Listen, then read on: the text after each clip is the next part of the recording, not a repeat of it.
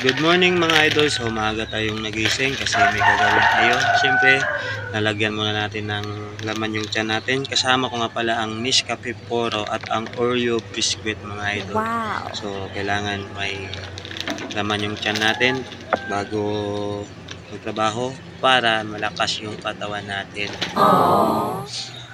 At pakaubos na nga ng kape ko mga idol, siyempre pumunta na ako ng likod ng bahay para kunin yung mahiwaga kong kutsara sa buhangin. At dito na nga ako sa may mga buhangin mga idol. Ayan.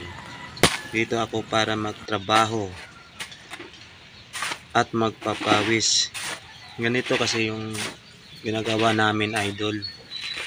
Ginagawa ko kasi kung summer, nag-iimbak kami ng mga buhangin at saka aayagin yan o sasalain dyan sa screen na bakal para makuha ba yung malalaking bato at saka puro lang yung kailangan natin kasi pang finishing yan o plitada sa pader natin. Wow! Kaya kung summer o tag-init, nag-iimbak kami kasi mahirap yan salain pagbasa kasi ano yan dumidikit at mahirap din mag-imbak ng buhangin pag tag-ulan kasi ano yan, itong lugar namin daanan ng tubig, mauubos ng ano dyan, aanurin yan lahat. Kaya pag summer, nag-iimbak kami.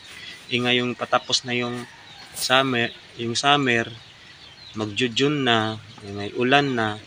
So, kailangan namin mag-imbak ng maraming buhangin. Kasi ang buhangin mga idol, pang matagalan yan kahit maimbak pa ng isang taon yan.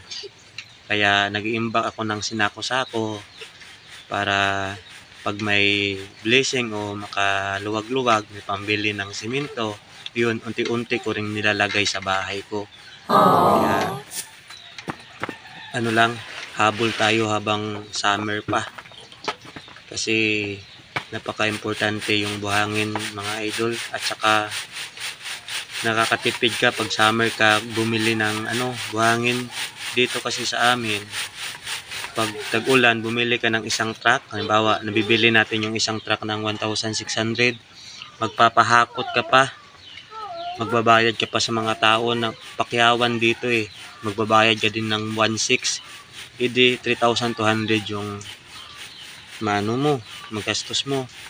Kung summer, tuyo yung daan, bumili ka ng 1,600, papasok na dito yung truck hanggang sa amin. Hindi, nakatipid tayo ng kalahati. Tsaka tayo na lang din gagawa tulad ng pagsasala ng buhangin. Lahat-lahat, magplitada, tayo na rin. Kaya, pag may pangarap ka talaga, gagawin mo lahat. Magsipag ka. Wow! Para makamit mo yung pangarap mo kahit unti-unti. Tulad ngayon, nakaimbak ako ng buhangin. Malay natin sa susunod na araw, may blessing na darating, edi bibili tayo ng simento. O diba? Kahit isang sako o dalawa lang. At ayan na nga mga idol. Dumating na nga yung sinasabi nating ulan. Kaya nga nagmamadali ako isaking yan. Kasi pag hindi natin isaking yan at lumakas pa yung ulan, malulusaw yan, mauubos yan mga idol. Kaya baliwala na lang yung paghirap natin kasi nakakapagod talaga magsala ng buhangin mga idol. Pero yan na yung exercise ko, pampalaki ng braso. Kaya ayan, nagmamadali ako kasi nandyan na yung ulan. Sayang nga lang, konti lang yung naisala natin. Siguro meron tayong mga 10 sako lang yung nasala natin. Inaasahan ko sana makasala tayo ng buhangin ngayon mga 30 ka sako. Tsaka i-imbak natin dun sa bahay kahit naabutin ng isang taon, hindi naman mai-expire yan.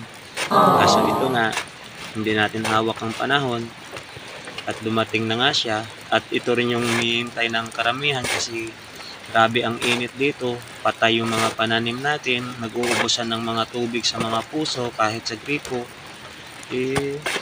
Malaking tulong din yung ulan na to mga idol. Importante nakahabol tayo. So ayan, parang palakas na nga ng palakas yung ulan mga idol. So, time to rest na muna. Baka makasakit pa tayo.